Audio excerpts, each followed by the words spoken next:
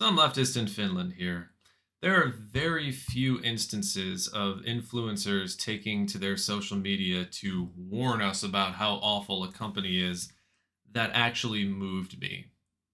In fact, I don't think any of them did, unless they were discriminatory, of course. If they're discriminatory, then it's a completely different ballgame. But if you're some Chad or Kyle or Karen or Becky complaining from the comfort of your upscale home in a gated suburb somewhere about how you got moved from premium economy all the way back to economy on your long, long flight, and you're asking us to never fly this flight again, never fly with this airline again because they could do it to you too.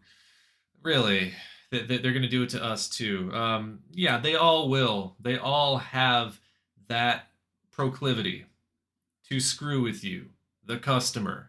You know, we're talking about big corporations here who cannot possibly account for everyone's individual experience.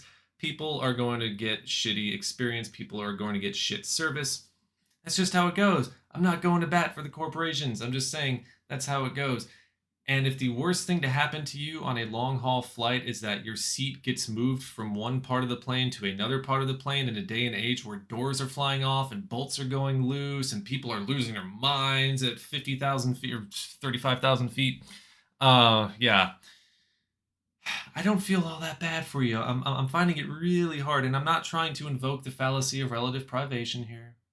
Not trying to invoke that, but what I'm saying is if you've got millions of followers and you're well off and you're taking to your Instagram or your TikTok or your Twitter or your Facebook or what have you, and you're going on and on about how bad this experience you had was, and you're telling people to never fly them again, don't act like you're doing it for selfless reasons. Don't act like you're trying to warn us because the majority of us, well, we should know anyway, that airlines suck.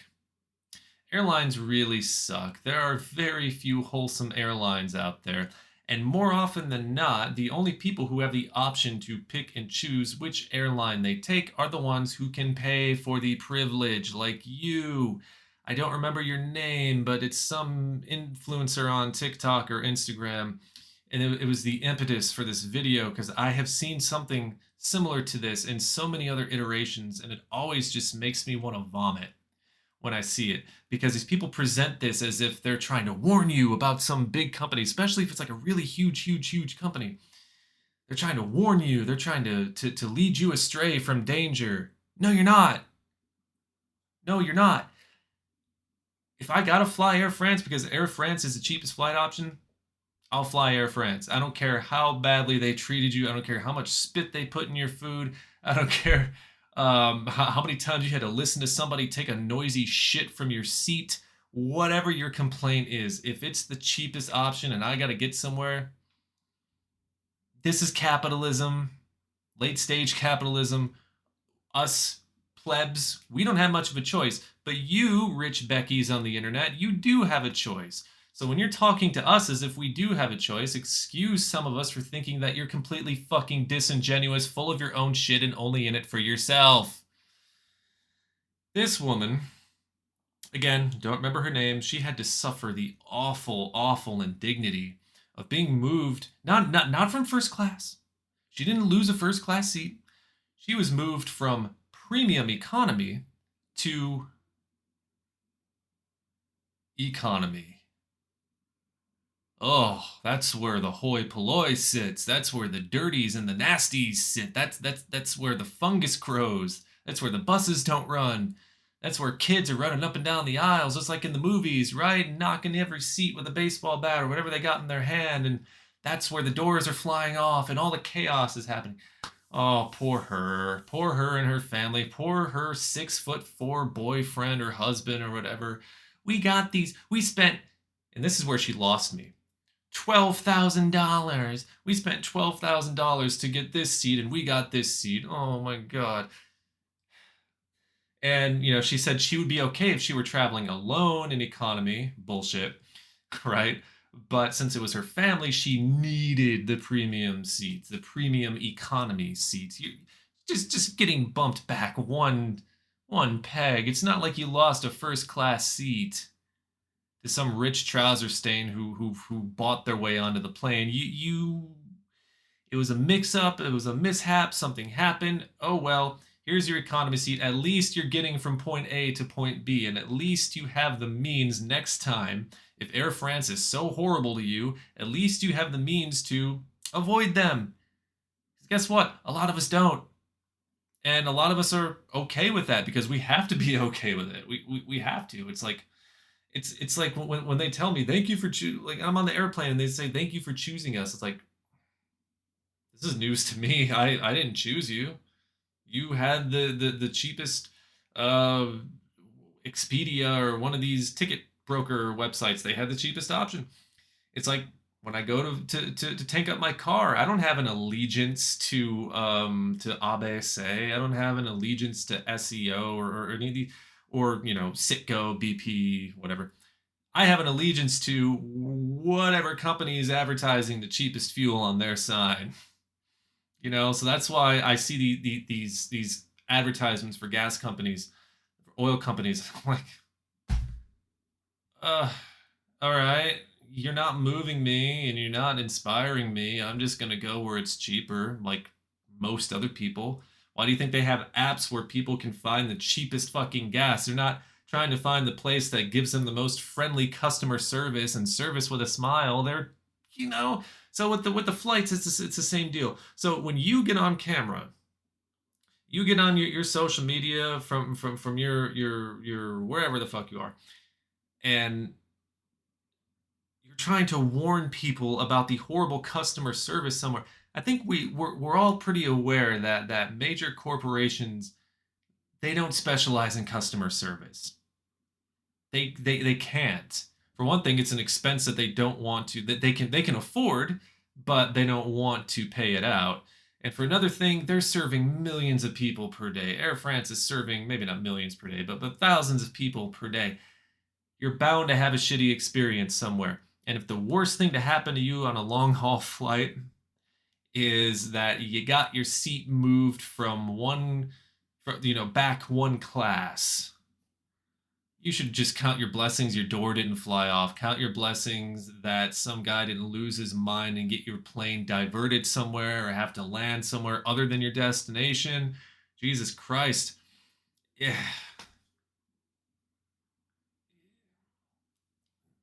Influencer problems, I guess. Influencer problems.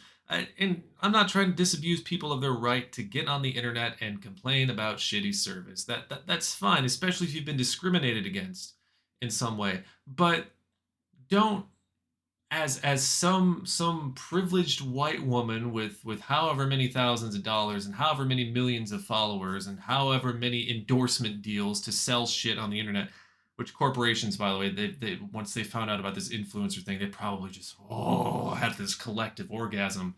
Now we don't have to search for celebrities. We can just find whoever's got the most followers and yeah, sell our Coke, sell Coca-Cola, that is, sell our shirts, sell our whatever. Um, yeah, that's the worst thing to happen to you. Count your blessings. Move on with your life. Stop trying to pretend that you're doing us a service. Avoid Air France. Like, Jesus. We don't have that luxury. A lot of us don't have that luxury. So, really, in essence, you're talking to a small subset of your audience, the ones who can, again, afford to avoid a certain airline if things go wrong. Um, but I especially don't feel compelled to boycott an airline just because some white woman on the internet tells me to. I'm sorry, it just doesn't really occur to me. It's not like the first thing. Oh God, honey, that must have been so horrible. I feel so bad for you. There is such a thing as the fallacy of relative privation, um, and I know I sound like I'm invoking it here. Like you're entitled to your complaints, but just stop pretending that you're trying to do us a service when you couldn't possibly be doing us a service with a company like Air France telling us to avoid them. It's luck of the draw. You get a ticket with any airline, your luggage could go missing, your flight could be delayed, your plane could get broken somehow and be delayed. your stewardesses or your flight attendants could be complete assholes, inattentive assholes. You could have a million different things go wrong on one of these flights with any company. You think competition is supposed to make things better, but actually it just shrunk these companies even more and it gave them less incentive to give you a good experience. So maybe, and just hear me out here if you've made it this far, maybe instead of telling us to boycott, from your the living room of your mansion, instead of telling us to like boycott, maybe you could advocate for a system that, yes, I'm gonna say it, I'm gonna go there, a system that makes this kind of thing a little bit less likely because there are more choices and therefore more incentive to provide better service to people, more incentive to provide a better experience, more safety, less stuff. Because the way it is now, the way that everything is merging and coming together and monopolizing, which eventually everything will be just one thing, it will. Um, that doesn't really afford you the opportunity to shop around and so these oh, don't fly this airline, don't use this company.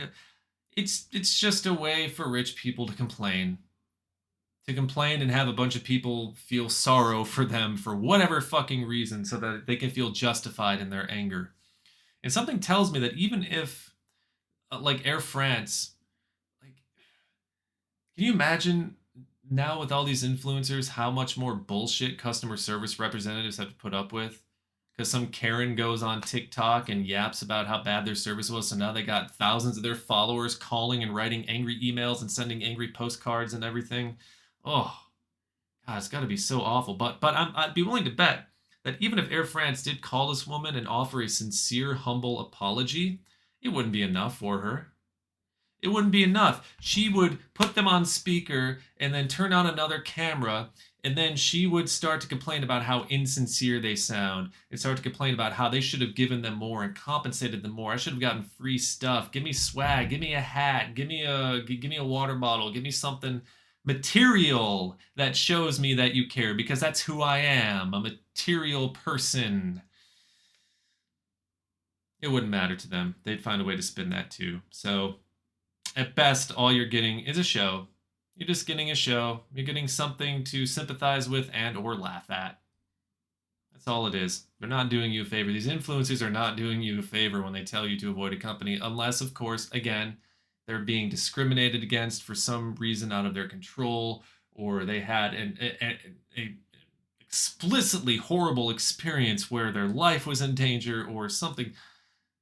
But you got moved on a fucking airplane. Kiss my ass. And have a good day, folks.